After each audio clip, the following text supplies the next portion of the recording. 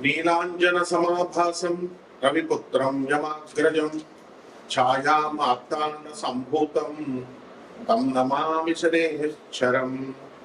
ఓం శ్రీ జగద్గురవే నమః.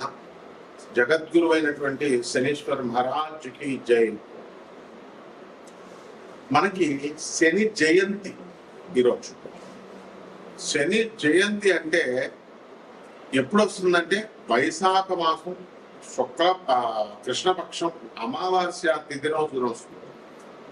కాబట్టి ఈ రోజు శనివారం అవడం కూడా చాలా విశేషమైనటువంటి రోజు. శనివారంతో కూడినటువంటి శని జయంతి రావడం చాలా అదృష్టంగా భక్తులంతా కూడా భావించాలి. అయితే 30 సంవత్సరాలకి ఒక్కసారి ఈ శని జయంతి వస్తుంది. తన సొంత రాశి అయినటువంటి కుంభ రాశిలోకి మరి ఈ యొక్క శని ఉన్నప్పుడు ఈ యొక్క శని జయంతిని మనం జరుపుకుంటాం. కాబట్టి ఈ శని అంటే కర్మకి, ఆ తర్వాత ఈ యొక్క డిసిప్లిన్కి, క్రమశిక్షణకి మారుపేరు అన్నమాట. ఆయన్ని కర్మ ఫలదాత అంటాము, అలాగే కర్మ కారకుడు అంటాము. కర్మకి కారకుడు అయినా మళ్ళీ ధర్మానికి కూడా ప్రతీక అన్నమాట. అయితే ఎవరైతే ఈ యొక్క శని దశలు నడుస్తున్నప్పుడు అర్ధాష్టమ శని, అష్టమ శని, అలాగే ఏలినాటి శని, సాడే సప్తంటం ఇలాంటివన్నీ నడుస్తున్నప్పుడు ఎవరైతే అన్యాయంగా అధర్మంగా వీళ్ళు ప్రవర్తిస్తారో అటువంటి వాళ్ళని శనీశ్వరుడు శిక్షిస్తాడు. ఎందువల్లంటే ఆయన ధర్మమూర్తి. కాబట్టి మనకి ఈ శనీశ్వరుడు ఏం చేస్తాడంటే మనకి ఈ ఏలినాటి శని సమయాలలో చాలా కష్టాలను ఇస్తాడండి. ఈ అర్ధాష్టమ అష్టమ శని సమయాల్లో అనుకుంటాం. నిజమే, కష్టాలతో పాటు సక్సెస్ కూడా ఇస్తాడు అనేటటువంటి విషయాన్ని భక్తులు మర్చిపోతారు. అంటే ఇతర మనకి మిగతా 8 గ్రహాలు కూడా మనకి ఏం చేస్తాయంటే సుఖాలను ఇస్తాయి, అలాగే ఫలితాలను ఇస్తాయి, చాలా స్పీడ్గా ఇస్తాయి. కానీ శనీశ్వరుడు మాత్రము చాలా స్లోగా, మందుడు అంటాం ఆయన్ని, స్లోగా నడుస్తాడు. ప్రతి ఒక్క గ్రహము కూడా ఒక సంవత్సరం లోపల లేకపోతే సంవత్సరంలో గిర్రమని తిరిగేసి ఒక రాశిలో ఉంటారు. తర్వాత తొందరగా ముగించుకొని వేరే రాష్ట్రానికి వెళ్ళిపోతారు. కానీ శనీశ్వరుడు మాత్రం 2.5 సంవత్సరాల పాటు ఒక్కొక్క రాశిలో ఉంటూ వస్తాడు.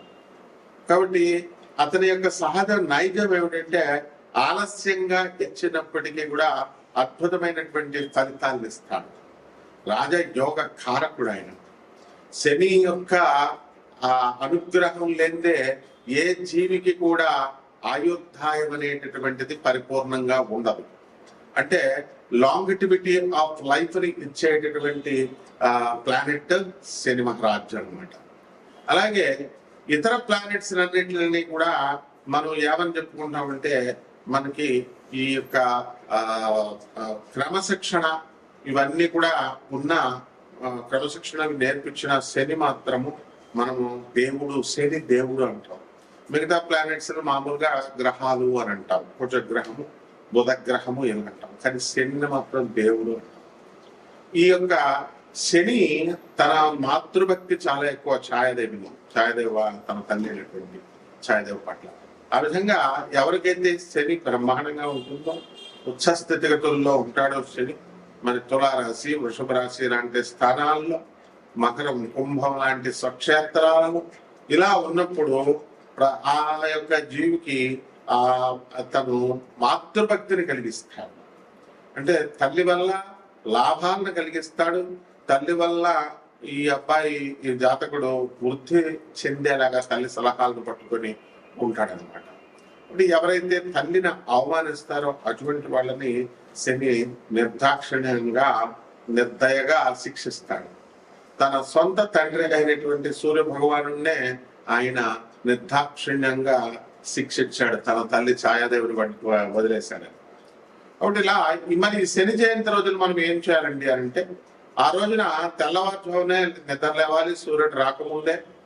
ఆ తర్వాత తలంటు స్నానం చేసి నల్లని వస్త్రాలను ధరిస్తాము. అలాగే చక్కగా ఇంట్లోనే అందరికీ కూడా చాలా మందికి తెలియదు ఏంటంటే, శని జయంతి లేదా శని అభిషేకం అని అనగానే గుళ్ళకు పరిగెత్తుతారు. ఇది మానేసేయండి ఫస్ట్. నవగ్రహ ఆరాధన ఇంట్లో కూడా చేసుకోవచ్చు, శనీశ్వర ఆరాధన. అది నార్త్ ఇండియాని చూసి మనం నేర్చుకోవాలి.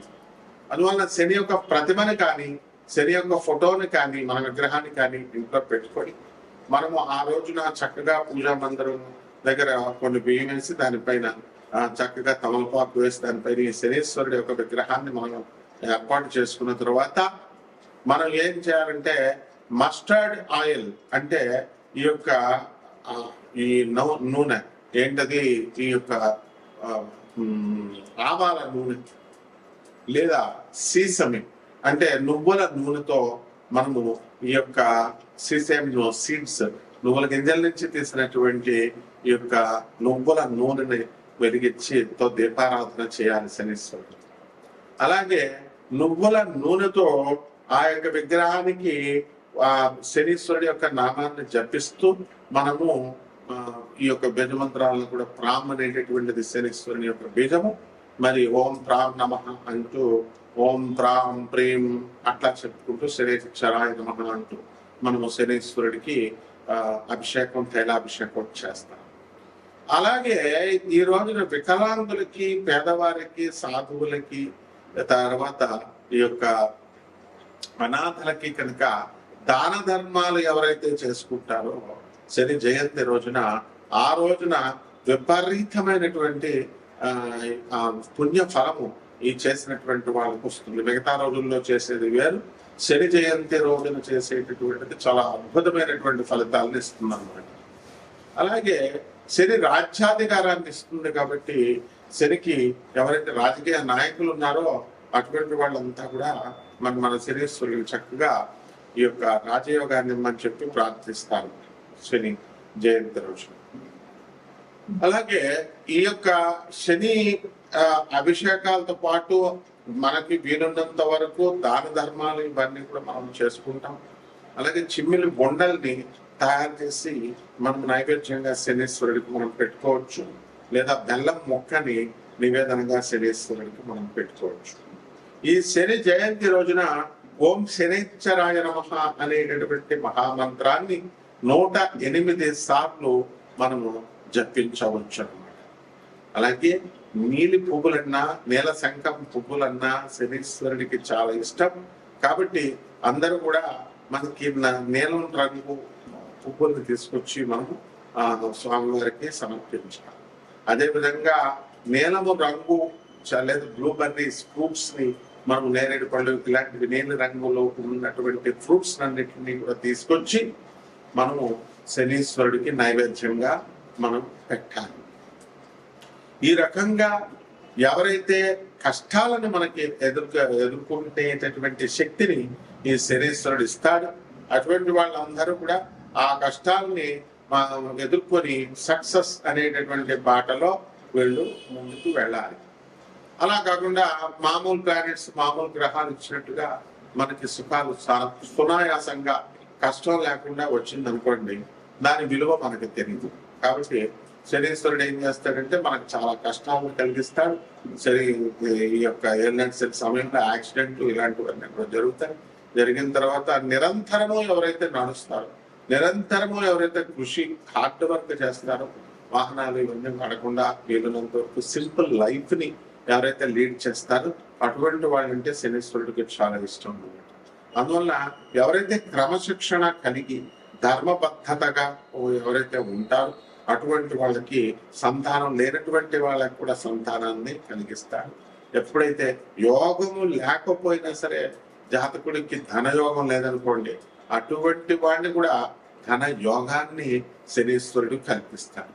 అలాగే 6వ ఇంట్లో శని కనుక ఉన్నట్లయితే లాంగిటివిటీ ఆఫ్ లైఫ్ పెరుగుతుంది అని చెప్పి శాస్త్రం చెప్తుంది. అదేవిధంగా రోగాలు అనేటటువంటివి చాలా మందికి అనేక రకమైనటువంటి రోగాలు వస్తాయి. సాధారణంగా డెర్మటాలజీలో మనకి చర్మ సంబంధమైనటువంటి ఈ యొక్క డెర్మటాలజికల్ డిజార్డర్స్ అనేటటువంటివి వస్తాయి. ఆ విధంగా చర్మ వ్యాధులతో పాటు హ్యూమన్ ప్యాపిలోమా వైరస్ హెచ్పివి వ్యాధులు కూడా మనకి ఈ యొక్క శని ప్రభావం వల్ల వస్తుంది. అలాగే పిసిఓడి ప్రాబ్లమ్స్, ఈ హార్మోన్స్ ఇంబ్యాలెన్స్ వల్ల వచ్చేటటువంటి ఈ వ్యాధులన్నీ కూడా క్యాన్సర్ కి దారి తీస్తాయి ఈ హెచ్పివి వైరస్ కూడా. అందువల్ల వాటినన్నింటినీ కూడా ఈ యొక్క శనీశ్వరుడు నిరోధిస్తాడు. కాబట్టి ఒక్కొక్క రాశి వారిగా ద్వాదశ రాశుల వారందరికీ కూడా ఎటువంటి ఫలితాలు ఇస్తారో మనం చూద్దాం. ముందుగా ఇవన్నీ కూడా గోచారాల రీత్యా కోటాను కోట్ల మందికి అందరికీ కూడా కామన్ ప్లాట్ఫామ్ లో మనం చెబుతున్నాం కాబట్టి దాని రీత్యా మనకి ఫలితాలు అనేటటువంటివి ఇలా ఉన్నాయి రాశి ఫలాలు అని మనం చదువుకుంటాం, వింటాం. అయితే ఈ యొక్క వ్యక్తిగత జాతకం అనేటటువంటిది ఒక్కొక్కళ్ళకి ఒక్కొక్కలాగా ఉంటుంది. ఎవరైతే వ్యక్తిగత జాతకాలు కావాలనుకుంటున్నారో వాళ్ళందరికీ కూడా నాసా లైవ్ రిపోర్ట్స్ బట్టి అమెరికన్ టెక్నాలజీతో మేము ఈ యొక్క జాతకాలు చెప్తాం. అటువంటి వాటిని మనం సంప్రదించవచ్చు. ఒక్కొక్క రాశి వారికి కూడా ఈ శని జయంతి ముందు ఎలా ఉంటుంది, ఆ శని జయంతి తర్వాత ఈ యొక్క విశేషమైనటువంటి రెమెడీస్ చేసుకున్న తర్వాత ఒక్కొక్క రాశి వారికి ఎలా ఉంటుందో మనం చూద్దాం. సింహరాశి, ఈ సింహరాశి వారికి అందరికీ కూడా శని జయంతి చాలా ప్రాముఖ్యమైనది. ఎందువల్లంటే అష్టమ శని నడుస్తున్నాడు. ఈ యొక్క అష్టమ శని నడుస్తున్నటువంటి సమయంలో మనకి శని జయంతి అనేటటువంటిది ఈ యొక్క సింహరాశి వారికి భగవంతుడు సాక్షాత్తు ఆ శనిదేవుడే మనకి అవకాశం ఇచ్చాడు. అంటే ఈ రోజు అందరూ కూడా శనీశ్వరుడు జపాలు చేసుకోవడము, తపాలు చేసుకోవడంతో పాటు అన్నదానాల కార్యక్రమాలు పేదవారికి, వికలాంగులకి, అనాథులకి, సాధువులకి దాన ధర్మాలు చేసుకోవాలి.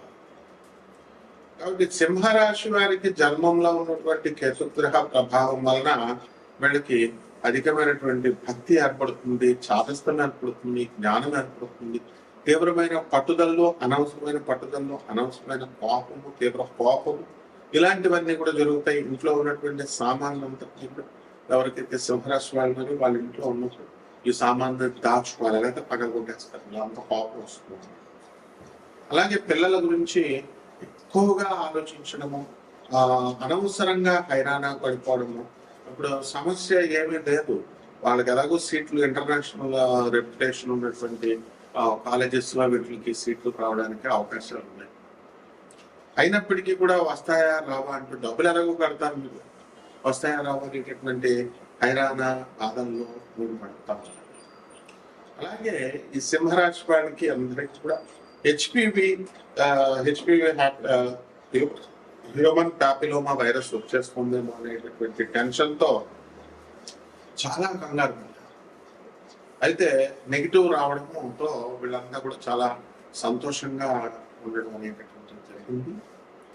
అలాగే ఈ రాశి వారందరూ కూడా నర్సరీలు, హార్టికల్చర్ ఇలాంటి మొక్కలు నర్సరీలు పెంచడంలో చాలా అధికమైనటువంటి లాభాలను వీళ్ళు తెస్తారు. అలాగే ఈ సింహరాశి వారి నిరుద్యోగులు ఎవరైతే ఉన్నారో అటువంటి వాళ్ళందరికీ కూడా ఉద్యోగాలు ఇంకా రావు. కారు డ్రైవింగ్ లో బైక్ డ్రైవింగ్ చేస్తున్నారు. ఈ సింహరాశి వాళ్ళందరూ కూడా చాలా జాగ్రత్తగా డ్రైవింగ్ చేసుకోవాలి, ఎందుకంటే యాక్సిడెంట్లు అవడానికి అవకాశాలు అధికంగా కనబడతాయి. కాబట్టి దంపతుల మధ్య కొన్ని కాపురాల్లో వాగ్వివాదాలు చేసుకొని పీకల మీద తెచ్చుకున్నటువంటి ఎవర్షన్, ఒకరి మీద ఒకరి ఎవర్షన్ తెచ్చుకున్నటువంటి సందర్భాలు. రాజకీయ నాయకులకి ఈ యొక్క సింహరాశి వారికి ఉన్నటువంటి సింహరాశిలో ఉన్నటువంటి వారికి నాయకులు చాలా అదృష్టవంతులని చెప్పాలి. వీళ్ళు ఆటో డ్రైవర్లుగా ఉన్న వాళ్ళకి, కార్ డ్రైవర్లకి ఎమ్మెల్యే టికెట్లు ఇవ్వడం, తమిళనాడులో విజయ్ కార్ డ్రైవర్ కొడుక్కి ఎమ్మెల్యేగా గెలవడం, పశ్చిమ బెంగాల్లో పరిమనిషి గెలవడం, ఇలాంటివన్నీ కూడా జరిగినాయి. అవంతా కూడా సింహరాశికి చెందినటువంటి వాళ్ళకి పదవులు కొడుతున్నారు.